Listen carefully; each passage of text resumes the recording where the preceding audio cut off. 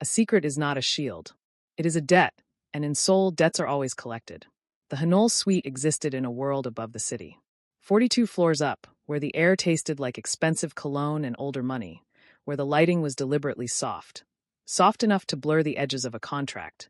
Soft enough to hide the expression of a man who had already decided someone at his table would not be leaving. The chandeliers above cast everything in amber.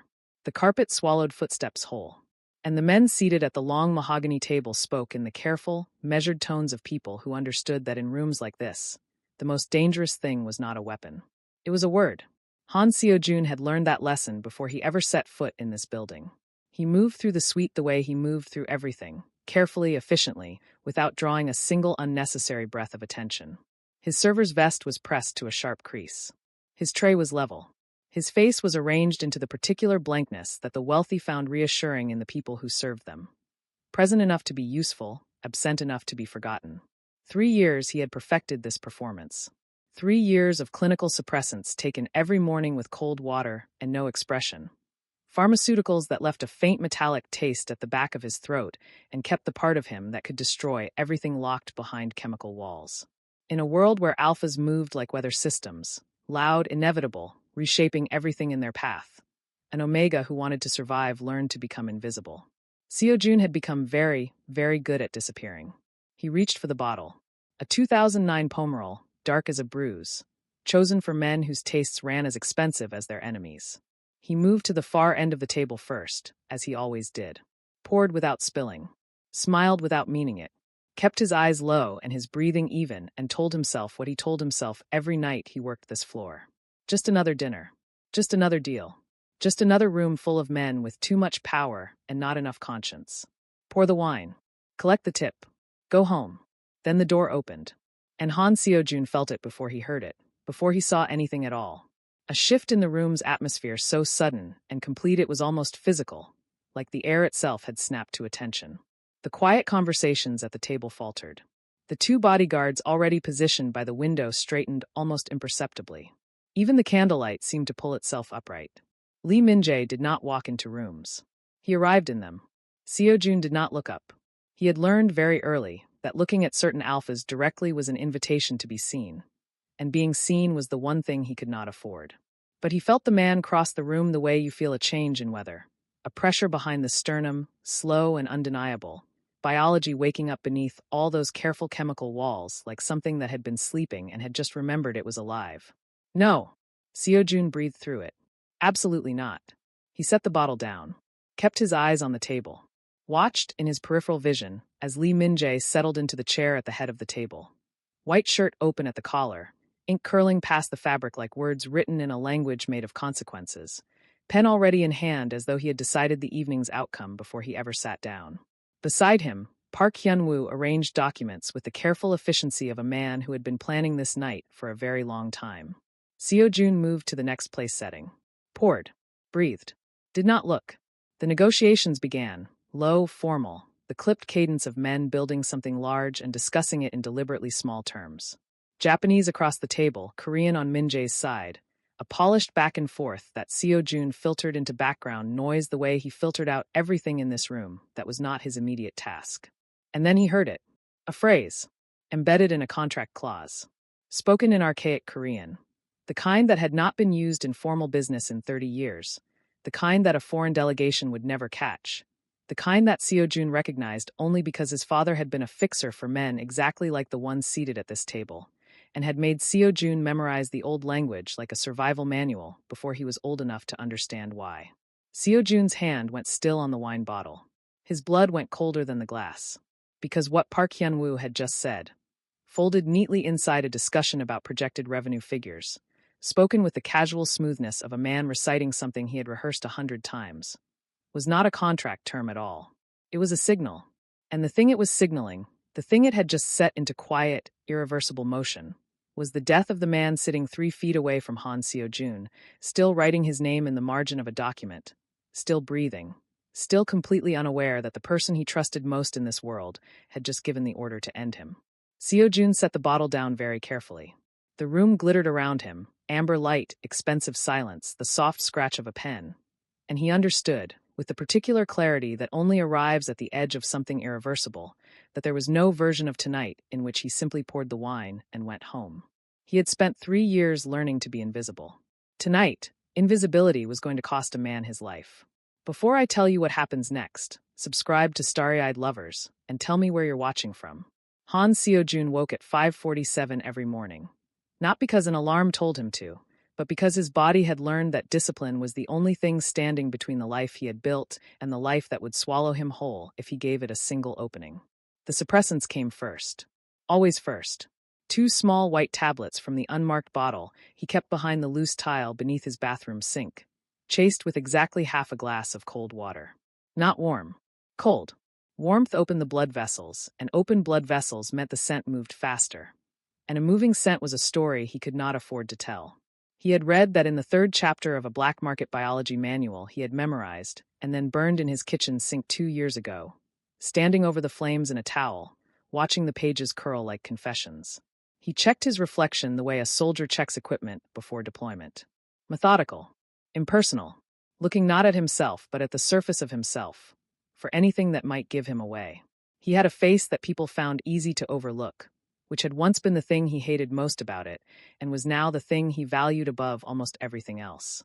Sharp jaw, careful eyes, the kind of stillness in his expression that read as professionalism to strangers and cost him something he no longer had a name for to maintain. By 6:15 he was dressed.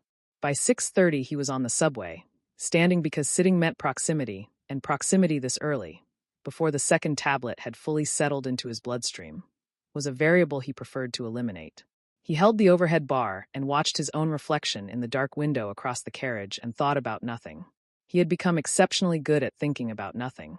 He had started at the Hanol suite 3 years ago with a forged secondary gender classification card that had cost him 4 months of savings and a conversation he never wanted to repeat, in a parking garage in Mapo-gu, with a man who smelled like cigarettes and asked too many questions before finally sliding the laminated card across the hood of a car like he was doing Seo-joon a favor.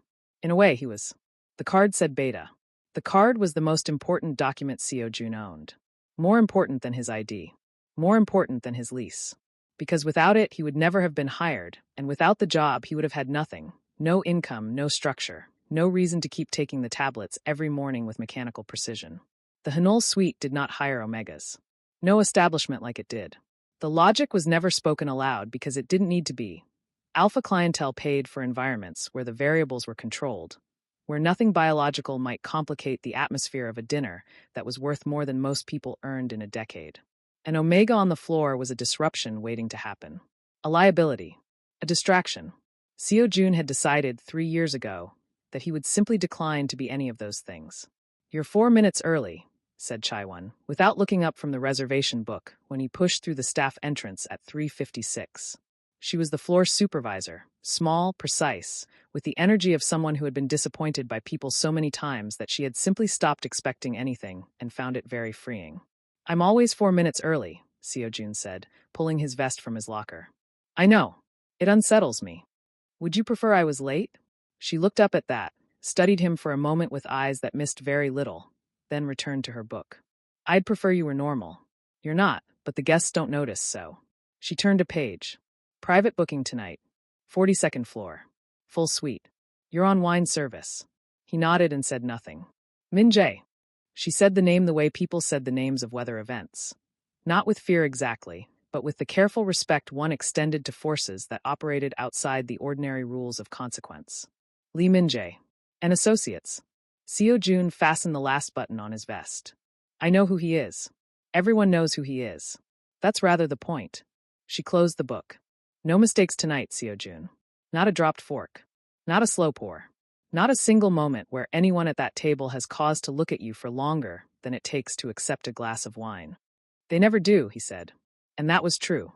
In 3 years of working the most exclusive private floor in Seoul, 3 years of serving men whose names appeared in newspapers always in connection with things that were never quite proven, not a single guest had looked at Han Seo-joon and seen anything worth remembering. He was the vest. He was the tray. He was the hand that poured and then withdrew. He had refined himself down to a function, and functions, he had learned, were blessedly invisible. He spent the hours before service doing what he always did. checking the glassware for watermarks, confirming the wine list against the booking specifications, moving through the suite in the particular silence of a person who had made peace with taking up no space. The amber lighting came on at 6. The table was set by 6:30. The room smelled of fresh flowers and old wood, and the particular expectant stillness of a stage before the curtain rises. Seo-jun stood at his station, tray at his side, and breathed slowly, and told himself what he always told himself. Invisible. Efficient. Forgettable. Just another night. He believed it completely and without reservation, right up until the door opened. And everything he had spent 3 years building held its breath. The door opened at 8:03 p.m. Seo-jun knew this because he had been watching the clock above the service entrance with the focused attention of someone who used time the way other people used prayer, as something to hold on to when the ground felt uncertain. 2 minutes behind schedule. In a room like this, 2 minutes meant nothing. In a man like Lee Min-jae's world, Seo-jun suspected, 2 minutes meant exactly as much as Lee Min-jae decided it meant, and not a second more. He felt it before he heard the door. Before the bodyguard's footsteps crossed the threshold or Park Hyun-woo's voice carried through in low, preparatory tones. It started somewhere behind his sternum, a pressure, almost structural, like a beam shifting inside a building that had been holding very still for a very long time. His biology, despite everything he had fed it this morning, despite the 2 tablets and the cold water and the years of practiced suppression, lifted its head like an animal that had caught a scent on the wind and remembered, suddenly and inconveniently, what it was made for. Seo-jun set his jaw and looked at the wine bottle in his hand. No, he told himself, the word flat and internal and final. Not tonight. Not ever. He heard Hyun-woo first, smooth, accommodating, the practiced warmth of a man who had learned that charm was a more efficient weapon than force. The suite is exactly as requested. Mr. Tanaka's delegation will arrive within the hour. Plenty of time to review the final terms. A pause. Then a voice that was none of those things. Not smooth, not accommodating, not warm in any way that invited comfort. Low. Certain. The kind of voice that did not perform authority because it had never needed to. I've read the terms. Lee Min-jae walked into the Hanul suite, and the room did what rooms did when he entered them. It reorganized itself around him. Not visibly. The furniture did not move, the lighting did not shift. But something atmospheric recalibrated, the way a compass needle swings when a magnet comes close. The 2 bodyguards took positions at the room's perimeter with the silent efficiency of men who had done this so many times it had become biological. Hyun-woo moved to the table, setting down a leather document case with careful hands. Seo-jun did not turn around. He focused on the bottle, on the angle of the pour he would use for the first glass, on the grain of the wood in the serving cart beside him. He counted his own heartbeats with the detached precision of a man diffusing something, which was, in a very real sense, exactly what he was doing. The pressure in his chest intensified. Spread. He had read, in the manual he had burned, in the dog-eared secondary texts he had studied before those 2 became dangerous to keep, that suppressants did not eliminate biological recognition. They muted it. They turned a shout into a whisper. But a whisper in a quiet enough room was still perfectly audible. For more hours, he told himself. Pour the wine. Answer when spoken to. Disappear. Is the 2009 Pomerol on the list tonight? The question was not directed at anyone in particular. It landed in the room the way a stone lands in still water. Without urgency, but with the expectation that someone would respond to the ripples.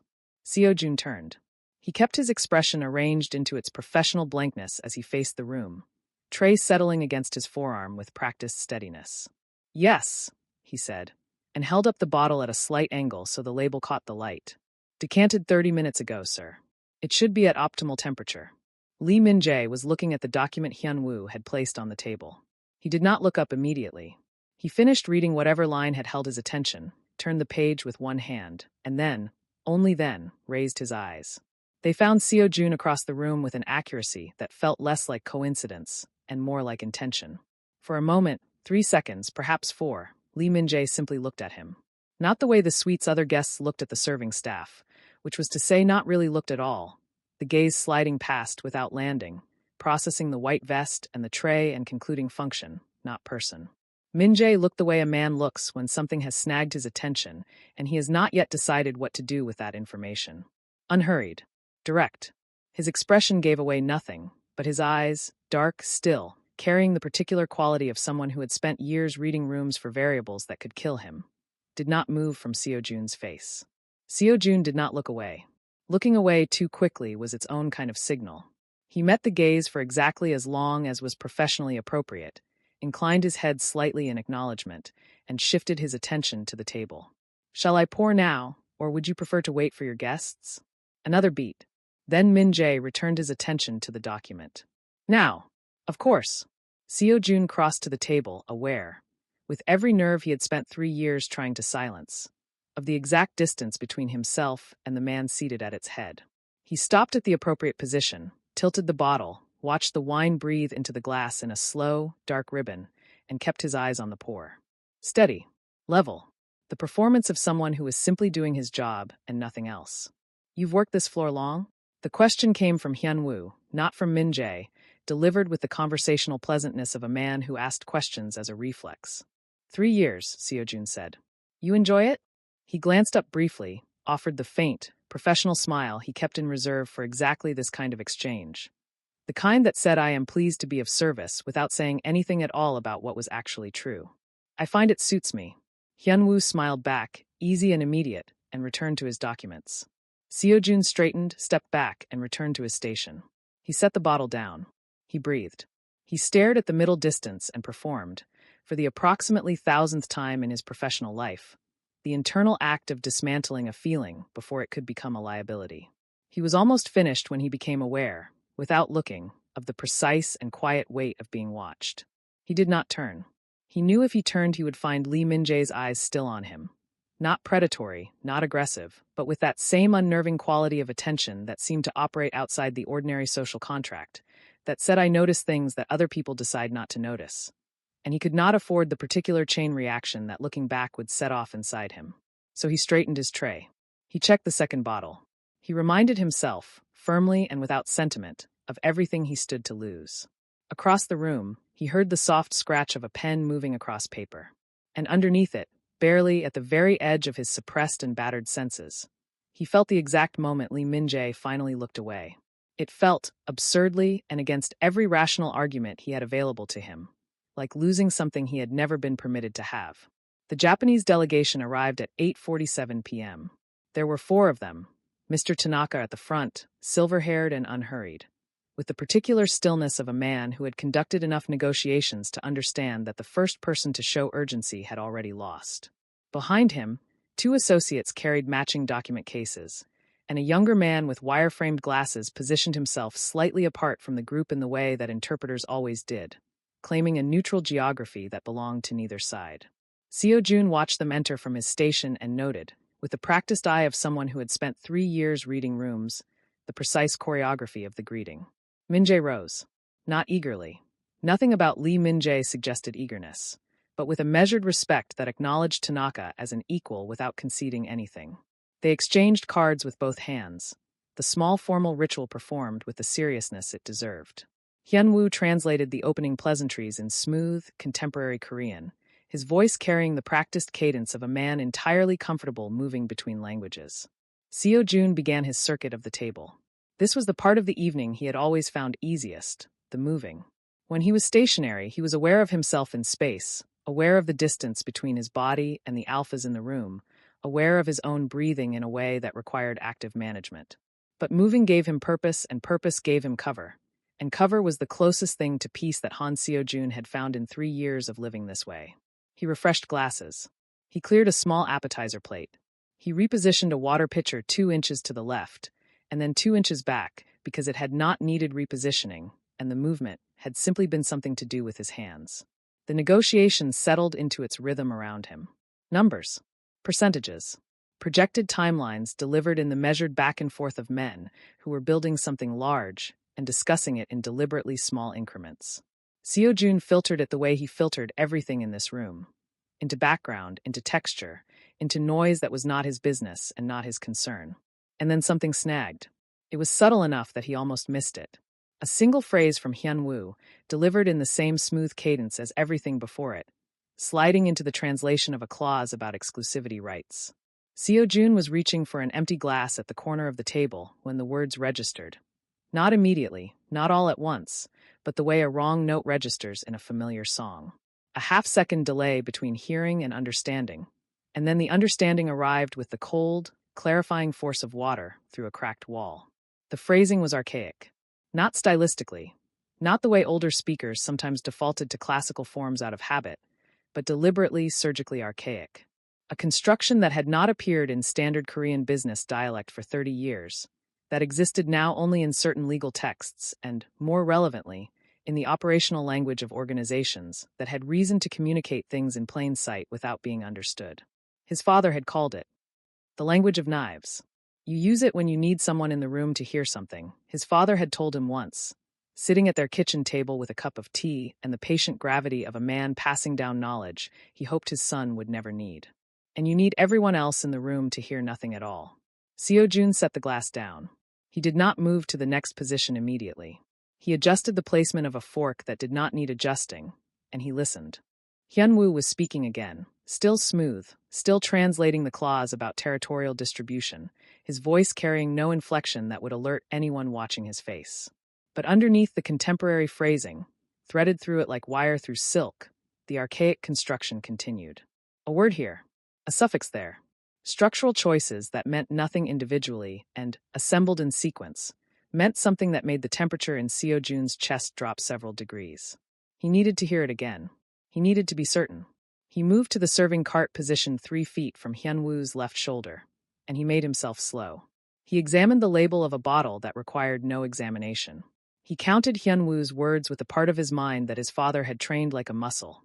The part that could hold 2 conversations simultaneously, that could parse meaning from syntax while his face remained professionally empty. The third clause covers response windows, Hyun-woo was saying to the room, in clean and current Korean. 48 hours for formal acknowledgement, 72 for executed documentation.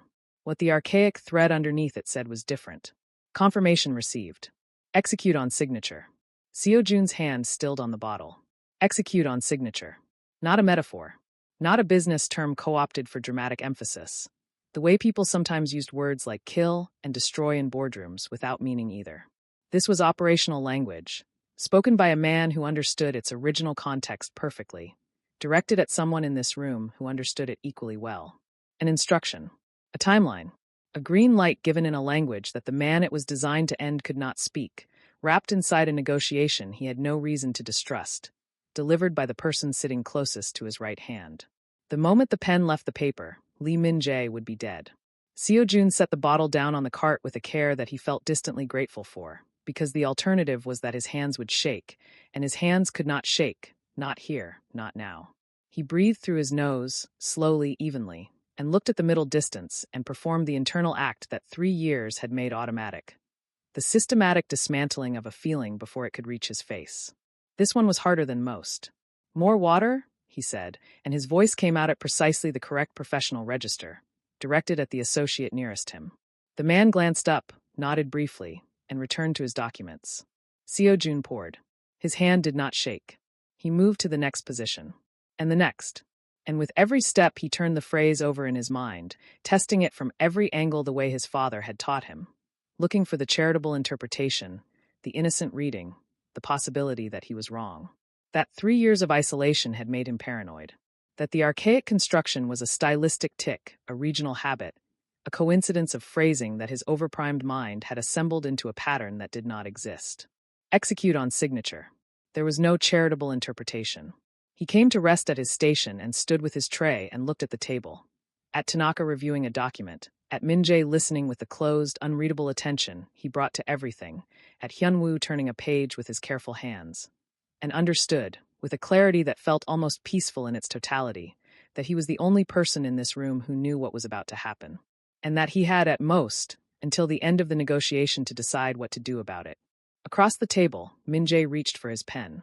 Seo-jun watched the movement and felt something shift in him. Not the biological pull from before, not the suppressed instinct that the tablets kept behind glass. Something older than that. Something his father had put there long before Seo-jun understood what it would cost him. The only thing more dangerous than knowing, his father had said, is knowing and doing nothing. He picked up the wine bottle. He began to cross the room. Before I tell you what happens next, subscribe to Starry-Eyed Lovers, and tell me where you're watching from. He had taken 11 steps toward the table when his body staged its first argument. It arrived not as thought but as sensation, A cold, systemic contraction that started somewhere beneath his ribs and moved outward, the way ice moves across still water, until it had reached every extremity and delivered its message with clinical efficiency. Stop. Turn around. Set the bottle down and walk to the service entrance, and do not look back. His suppressants, for all their limitations, had never failed to reinforce this instinct. They were designed for exactly this, not just to mask his scent, but to keep the parts of him that were ungovernable pressed beneath the surface, where they could not make decisions that his rational mind would have to survive. He took his 12th step. And his 13th. Think, he told himself. Think before you do something that cannot be undone. He slowed his approach, redirected toward the service cart on the eastern wall, buying himself time inside the movement. His father had taught him that too. Never stop walking in a room full of people who are paid to notice when something changes. Keep your body performing one thing while your mind performs another. A useful skill for a fixer's son. A necessary one for whatever Seo-jun had become in the years since. He set the bottle on the cart and made a small, unnecessary adjustment to the linen beside it and let his mind run the argument properly, the way it deserved to be run. The first position was the one his body had already voted for, emphatically and without abstention. He did not know these men. Lee Min-jae was not a good man. No one who operated at the level Min-jae operated at arrived there through virtue. Whatever was about to happen to him was the product of a world he had built and choices he had made. And those choices existed at an altitude so far above Han Seo-jun's life that involving himself was not bravery, it was catastrophic miscalculation. He had a lease. He had a job. He had an unmarked bottle behind a loose bathroom tile and a forged card in his wallet and a life assembled from the wreckage of a previous one. And every single piece of it depended on his continued invisibility. One word, one moment of being truly seen in this room, and all of it came apart. The second position was the one he could not look at directly, and so looked at sideways, the way you look at something very bright. He had heard the phrase. He had understood it. And understanding it made him the only thing standing between a man's life and the last half-inch of a pen stroke. He had been that distance away from saving someone once before. He had not moved. And he had spent every morning since then taking his suppressants with cold water and thinking about it for exactly as long as it took to swallow. His father's name was Han Jae-won. He had been, for 17 years, one of the most trusted fixers in Seoul's criminal infrastructure. Not a violent man, not a man who ordered the things that required fixing, but the man who arrived afterward with quiet competence and made the evidence of them disappear. He had been good at it. He had been respected in the way that people who are useful to dangerous men are respected, which is to say, completely, until they are not. The organization that employed him had decided, in the winter of Seo-jun's 19th year, that Jae-won had become a liability. Not because he had stolen from them or betrayed them or made an error significant enough to justify what followed, but because he had learned something he was not supposed to know, and learning it meant he could not be trusted to keep it forever, and in the world his father had chosen to inhabit, indefinite trust was the only acceptable kind. Someone had known what was coming. Seo-jun had pieced that together later, slowly, from fragments.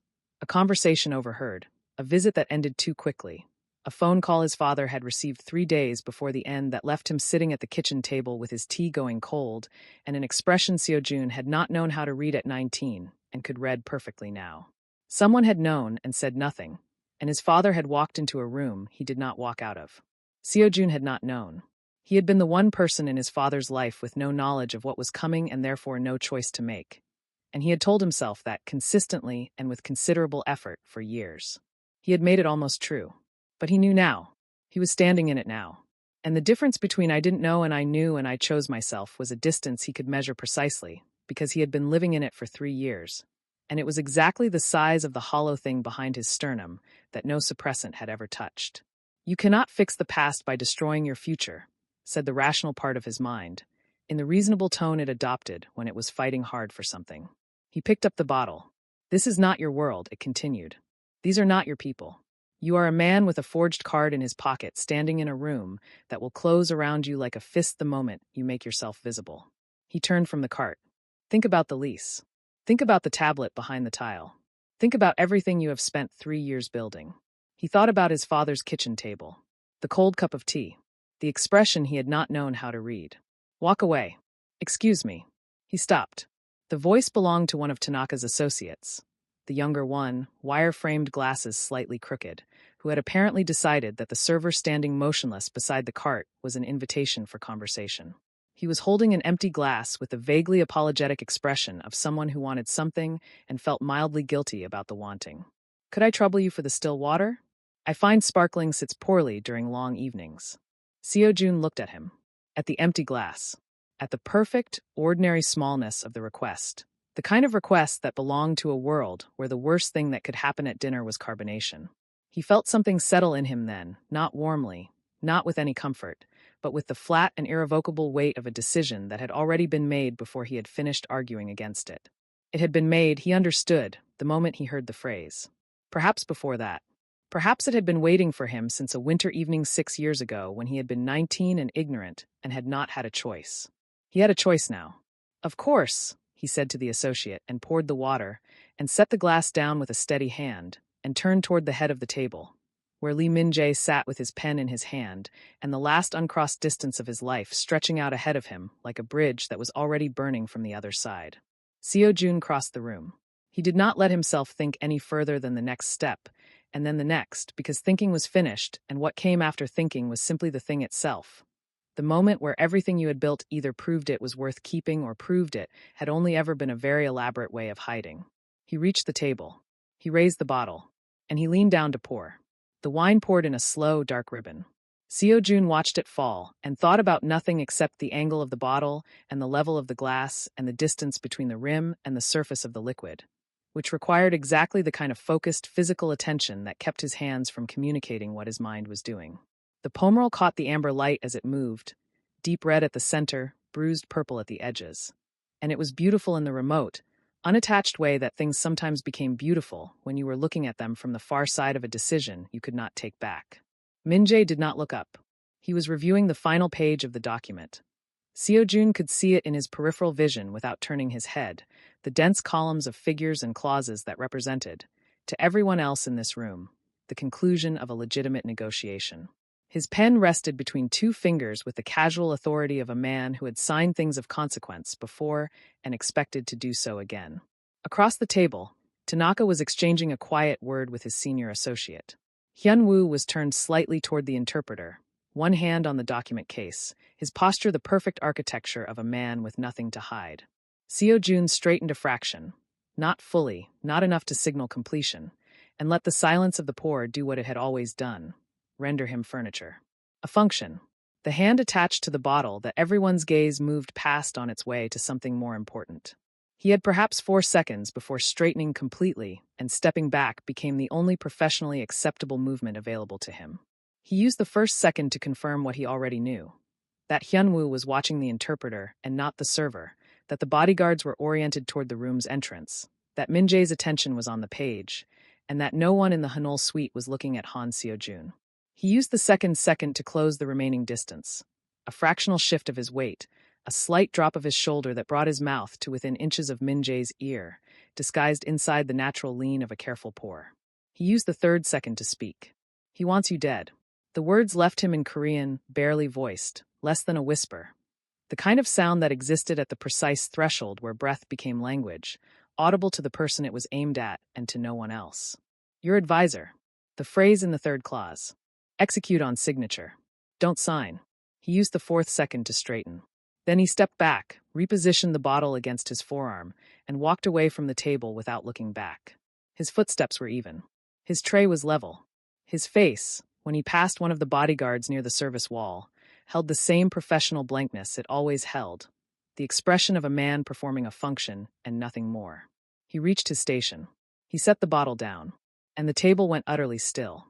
Not loudly. There was no gasp, no sudden movement, no visible disruption of the kind that would have told the room something had shifted. It was the silence underneath the existing silence, a cessation of the small ambient movements that people made without knowing they made them. The rustle of a page, the quiet repositioning of a glass, the barely audible rhythm of a room in normal function. All of it stopped for 2 heartbeats, 3, and in that stoppage was the specific quality of held breath. Seo-jun did not turn around. He looked at the serving cart and counted his own pulse. 1, 2, 3, and waited for the sound of a chair being pushed back, for a word spoken in a raised voice, for the particular shift in room acoustics that would tell him someone was moving toward him. He had run this calculation in the 4 steps between the table and his station. The moment Min-jae reacted, Hyunwoo would know something had gone wrong. The moment Hyunwoo knew, Seo-jun became the only variable that needed immediate management. The bodyguards were on salary for precisely this kind of management. He had, at best, the length of Min-jae's reaction time between what he had just done and what it would cost him. This clause. Min-jae's voice came from the head of the table, unhurried, almost conversational, landing in the resumed stillness of the room with the weight of something that had been placed there with full deliberation. Walk me through it again. Seo-jun exhaled. Of course. Hyunwoo's voice carried a smoothness that was 1 layer thinner than it had been before. Not enough that anyone untrained would notice, but enough. The exclusivity provision stipulates that. Not you. A beat. Him. Min-jae's meaning clarified itself in the silence that followed, and Seo-jun understood from the subtle shift in the room's acoustics that Min-jae was looking at the interpreter. From the original Japanese. Directly. A pause in which something unspoken moved through the room like a current. Certainly, the interpreter said, in the careful tone of a man who had just understood that the architecture of the evening had changed and was adjusting his position accordingly. He leaned forward, found the clause, and began to read. What he read did not match what Hyunwoo had translated. The difference was not large. In a standard negotiation between men who trusted their advisors, it would never have been caught. But it was there, a directional reversal in the exclusivity terms, a timeline altered by 18 months. A liability clause shifted from one party to the other with the surgical precision of someone who had been planning this particular misdirection long enough to make it look native to the document. The interpreter finished. The room held itself. I see, said Min-jae. 2 words. No inflection. The most dangerous kind of calm. Seo-jun was looking at the serving cart and seeing none of it.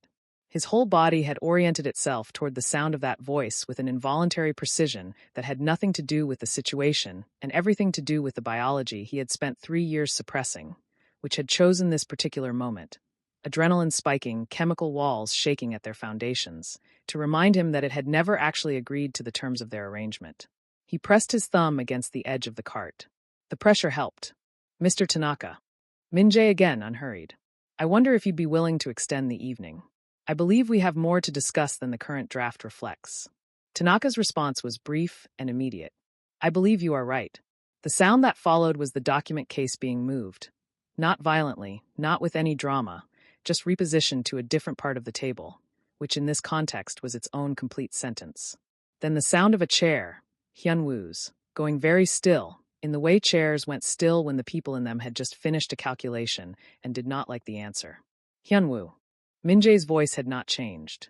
That was the most frightening thing about it. Step outside. A silence that lasted approximately 1 lifetime. Of course, Hyunwoo said. And in the careful, even sound of his footsteps crossing to the door, Seo-jun heard the precise acoustic signature of a man who knew he was already finished and had decided that performing composure was the only dignity remaining to him. The door opened. The door closed. Seo-jun stood at his station and looked at his own hands on the edge of the cart, and they were steady, and he was grateful for that, because everything else inside him was shaking like a building in a storm. Not from fear, or not only from fear, but from the particular aftermath of a moment where you discover that the thing you spent 3 years believing you no longer were, the person who moved toward the fire instead of away from it, was, in fact, exactly what you still were. Behind him, he heard Lee Min-jae set his pen down on the table. Not a signature, just a sound, but it landed in Seo-jun's chest like something restored. The door had been closed for 11 seconds when Lee Min-jae spoke again. Gentlemen, he addressed the Japanese delegation with the same measured ease he might have used to redirect a conversation about the weather. Nothing in his voice to suggest that his most trusted advisor had just been removed from the room. Nothing to suggest that the evening had become something other than what it had been announced as. I apologize for the interruption. These things occasionally require management. Tanaka inclined his head with the equanimity of a man who had conducted enough negotiations in enough rooms to understand that interruptions were sometimes the most informative part. Not at all. Min-jae reached for his wine glass. He did not reach for his pen. Seo-jun watched from his station with the focused peripheral attention he had developed over 3 years of being invisible in rooms where everything mattered. He had expected, had braced for, something visible. A confrontation. the particular sharp-edged energy of a man who had just learned he was marked for death processing that information in real time. But what Lee Min-jae was doing instead was so controlled, so entirely without the texture of reaction, that it took Seo-jun several seconds to understand he was watching something deliberate. This was not a man absorbing a shock. This was a man who had already moved 3 steps past the shock and was now arranging the board. The exclusivity clause, Min-jae said, setting his glass down. Before we proceed, I'd like to revisit the territorial boundaries, specifically the Busan corridor provisions. He turned to his remaining associate, a quiet, broad-shouldered man named Director Shin, who had said very little all evening, and, Seo-jun now understood, had been listening to everything. Pull the annex. Sir. Shin opened a secondary document case that had sat untouched beneath the table for the duration of the evening. A case that Hyun-woo had not known existed, which became apparent in the way the interpreter's eyes moved to it with a recognition that was not professional familiarity, but its opposite. The annex contained, Seo-jun gathered from the fragments that reached him, a parallel version of the contract. Identical in most respects, different in the ways that mattered. I had this prepared as a secondary framework, Min-jae said to Tanaka, in the tone of a man making a reasonable disclosure. Given that negotiations of this complexity occasionally benefit from comparative review. He slid it across the table. You'll find the third clause reflects somewhat different terms than the version your team was working from this evening. Tanaka received the document. He read. His expression did not change, but something behind his eyes did. A very slight recalibration, the adjustment of a man who has just understood that the person across the table had known considerably more than he had shown. I see several discrepancies, Tanaka said. Yes, said Min-jae. So do I. The weight of that landed cleanly and was not elaborated upon. It did not need to be. What followed was not an argument or a confrontation, or anything that would have been recognizable as a crisis to someone observing from a distance. It looked from the outside like a negotiation resuming. Documents compared, clauses discussed, the interpreter now working from the annex rather than the corrupted original. But underneath the procedural surface, Min-jae was doing something that Seo-jun found himself watching with an attention that had moved beyond professional and into something closer to unwilling admiration. He was dismantling everything Hyun-woo had built, piece by piece, in real time, without ever once naming what he was dismantling or why. Every falsified term in the original document was addressed through the comparative framework of the annex, corrected, replaced, neutralized, without the word betrayal entering the room. Without accusation. Without any language that might destabilize the negotiation or give Tanaka's delegation cause for concern. He was performing the function of a man conducting straightforward business, while simultaneously performing the function of a man quietly pulling a knife from his own back and placing it on the table, where everyone could see it, but no one was required to acknowledge it directly. It was, Seo-jun thought, one of the most controlled things he had ever witnessed. The response timeline, Min-jae said, turning another page. 48 hours is insufficient for proper legal review on our side. I'd propose 96. Agreed, said Tanaka, immediately and without consulting his associates, which was its own kind of answer about how much Tanaka had understood from the moment the annex appeared on the table. Seo-jun poured water for an associate who hadn't asked for it and used the movement to bring himself 2 feet closer to the proceedings than his station strictly warranted. He was aware that this was not sensible. He was aware that every additional minute he spent in this room, after what he had done, was a minute in which the calculation of his continued presence could shift in ways he could not predict. But something had happened to his capacity for sensible self-preservation in the last 20 minutes, and it was standing very close to the thing that happened to him whenever Lee Min-jae's voice entered a silence and rearranged it. Min-jae signed the annex at 10:14 p.m. A single, unhurried stroke. He did not look at Seo-jun when he did it. Tanaka signed beneath him. The interpreter witnessed. Director Shin collected both copies with the quiet efficiency of a man who had been waiting for exactly this outcome. A productive evening, Tanaka said, rising. More productive than anticipated, Min-jae agreed. The pleasantries of departure moved through the room. Bows exchanged, cards confirmed, the careful social architecture of men concluding business. And then the Japanese delegation was gone, and the Hanul suite held only Min-jae, Director Shin, the single remaining bodyguard, and the server who had no reason left to still be standing here. Min-jae had not looked at him once since the delegation departed. Then he did. Close the door, he said. Not to Shin. Not to the bodyguard. To Seo-jun. Before I tell you what happens next, subscribe to Starry-Eyed Lovers, and tell me where you're watching from. Seo-jun closed the door. The sound it made, a soft, pressurized click, the kind that belonged to rooms built for privacy, seemed to rearrange the suite's atmosphere in the same way that Min-jae's arrival had rearranged it 2 hours ago. Everything that had been performance and procedure, and the careful maintenance of professional distance, collapsed into something smaller and more airless. Just the four of them now. The amber lighting, the signed documents on the table, and the particular quality of attention that Lee Min-jae directed at Han Seo-jun when Han Seo-jun turned around. He had taken 2 steps back toward his station.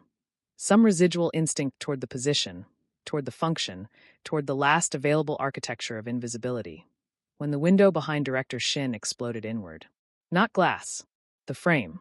A tactical breach, fast and coordinated, the kind that required planning and equipment and the specific knowledge of which floor, which suite, which moment in the evening would find the room at its most contained.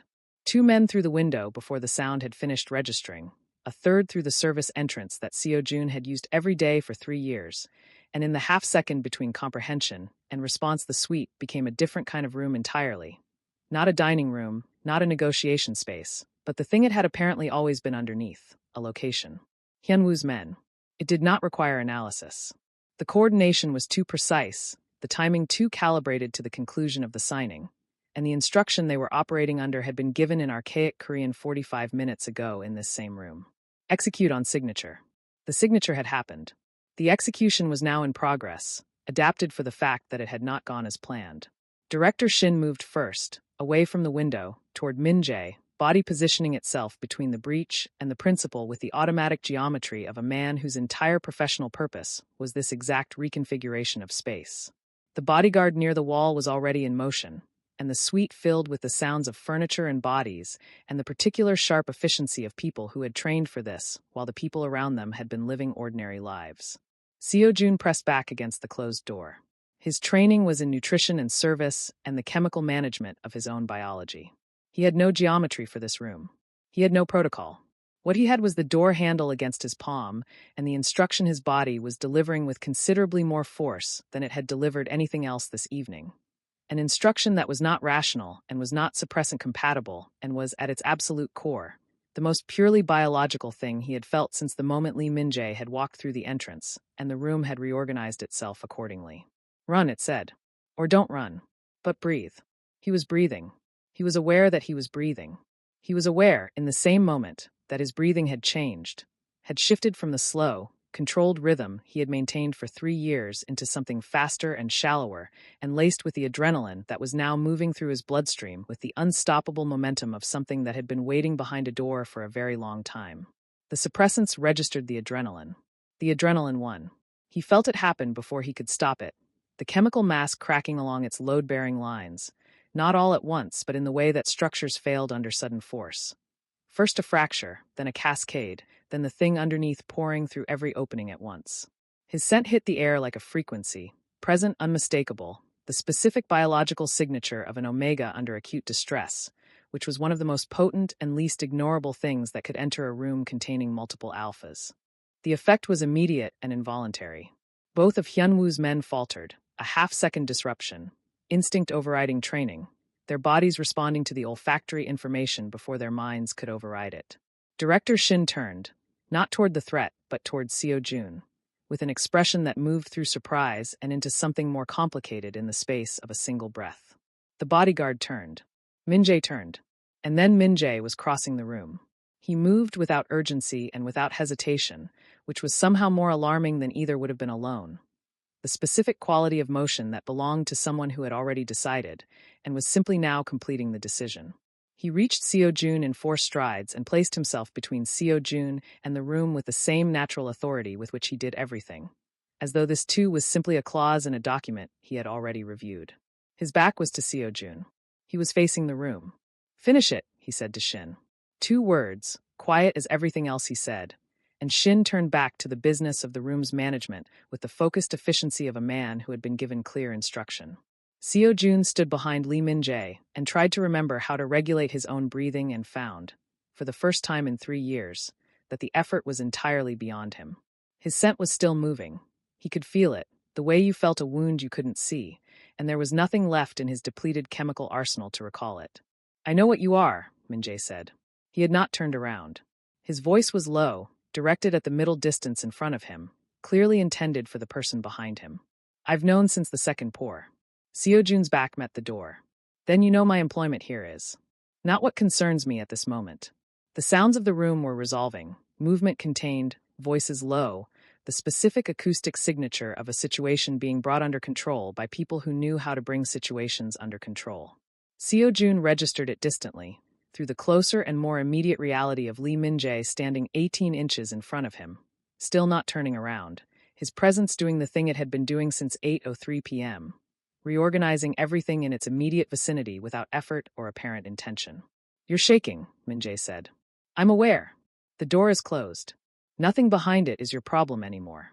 Seo-jun looked at the back of Min-jae's head. The dark hair, the ink that curved above his collar, the absolute stillness of a man who seemed to generate calm the way other men generated heat, and felt something move through him that the suppressants, even at full capacity, would not have touched. Because it was not biological. Or not only biological. It was the specific and disorienting sensation of being stood in front of by someone who did not require anything from him in return. You didn't have to, he started. No, Min-jae agreed.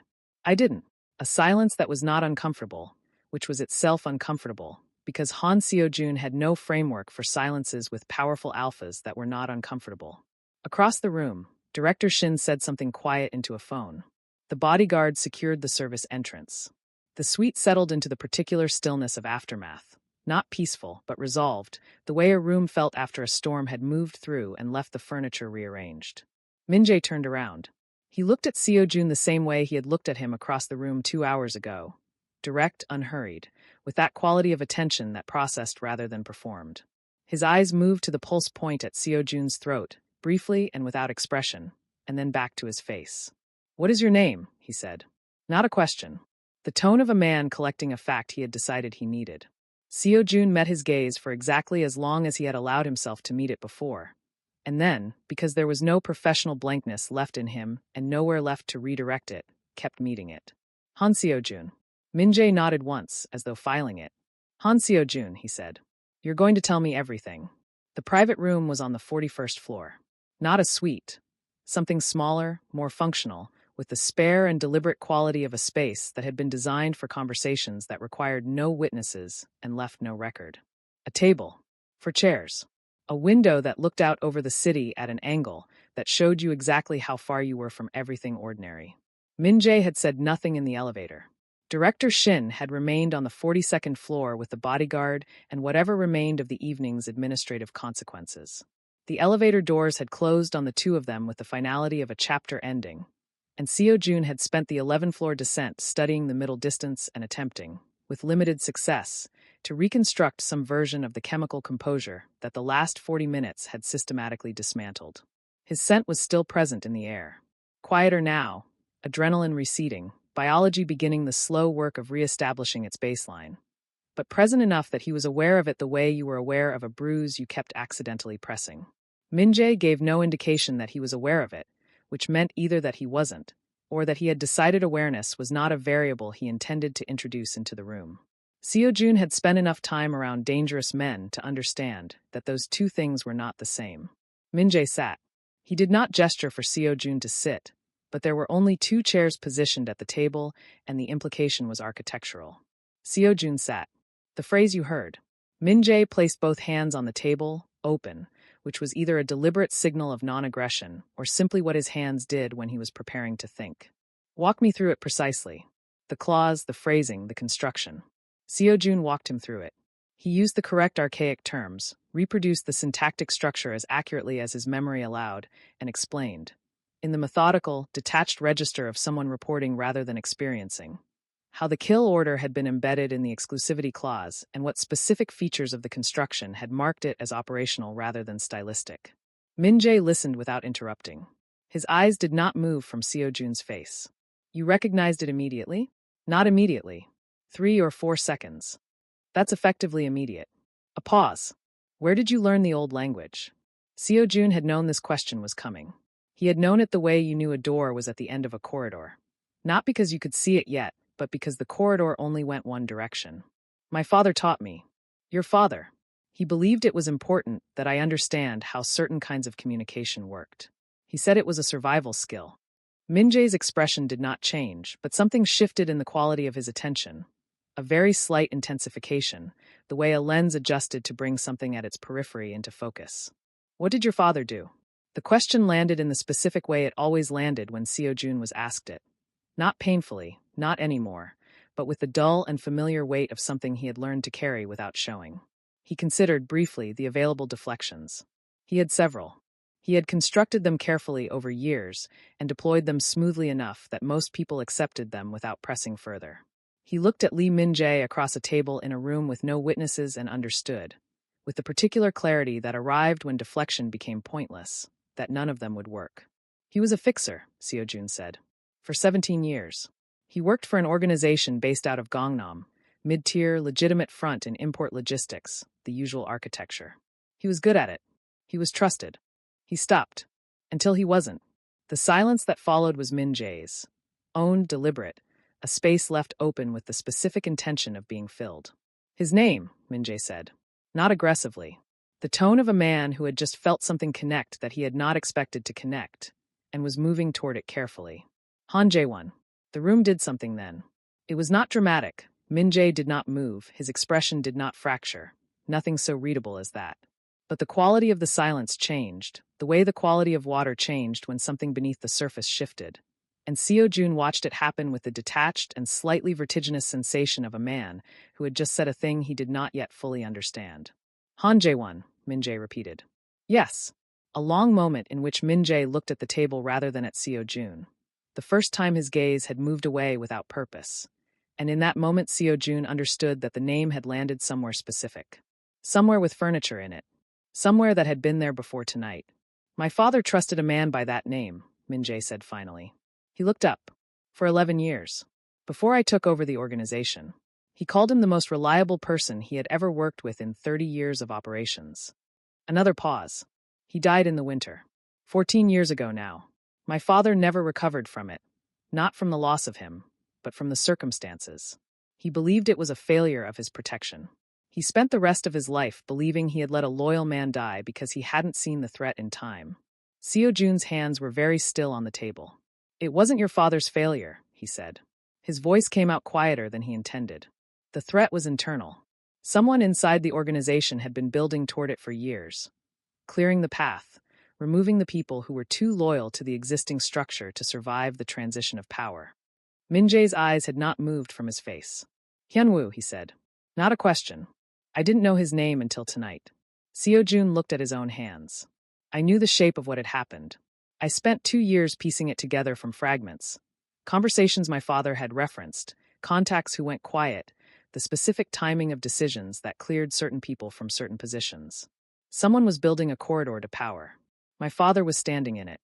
As was mine.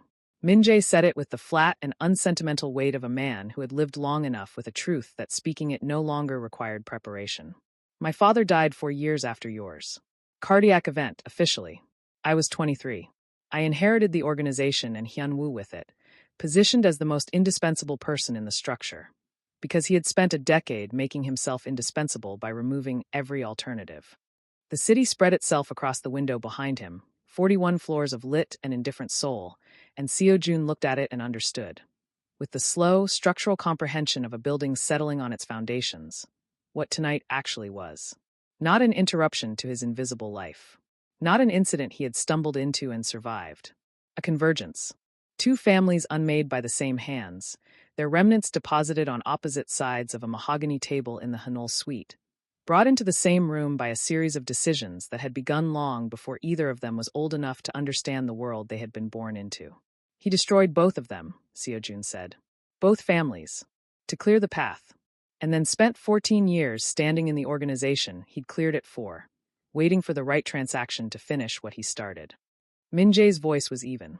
Completely, deliberately even. Tonight was not the first attempt. It was simply the first time someone in the room spoke the language. Seo-jun looked at him then, fully, without the professional management of duration or the careful calibration of what looking too long might communicate.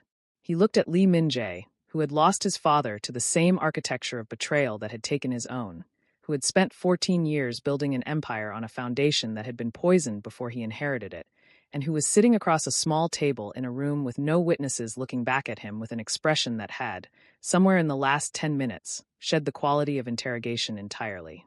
You answered more than I asked, Min-jae said. I know. I didn't ask about your father. No, Seo-jun said. But you would have. A silence. Then from Lee Min-jae, something that was not quite a smile, too restrained for that, too aware of itself, but was the shape that a smile left behind in certain faces when they decided against it. Yes, he said. I would have. 6 weeks later, Han Seo-jun took his suppressants for the last time. He stood at his bathroom sink in a different apartment. Larger, quieter, on a street that smelled like pine and cold air rather than the diesel and fried food that had characterized the previous 3 years of his life, and looked at the 2 small white tablets in his palm for a long moment before setting them on the edge of the sink. Not discarding them. Not yet. But setting them down with the deliberate, considered quality of a man who had decided to try a morning without them and wanted to see what that felt like before he made it permanent. It felt, as it turned out, like the beginning of something he did not have a name for. He dressed carefully. Dark trousers, a charcoal shirt that Chaiwon had texted him about 3 days after the night at the Hanul suite. Your locker has been cleared, and there is a reference letter in the manager's office if you want it. Also, I always thought you were too good for this floor. Also, I do not want to know anything about what happened. Goodbye.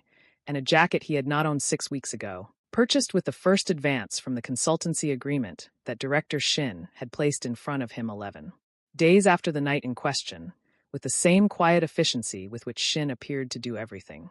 The agreement was not simple. He had read it 4 times, with the thoroughness of someone who had grown up understanding that documents were where the real conversation happened. And what it described was a role that did not have a clean title, part analyst, part intelligence asset, the person in the room who understood the language beneath the language and could identify, in real time, the specific kind of misdirection that had nearly cost Lee Min-jae his life. Seo-jun had asked for 48 hours to consider it. Shin had said that was reasonable. Min-jae had said nothing, because Min-jae had not been in the room when the agreement was presented, which was itself a kind of communication that Seo-jun was learning to read.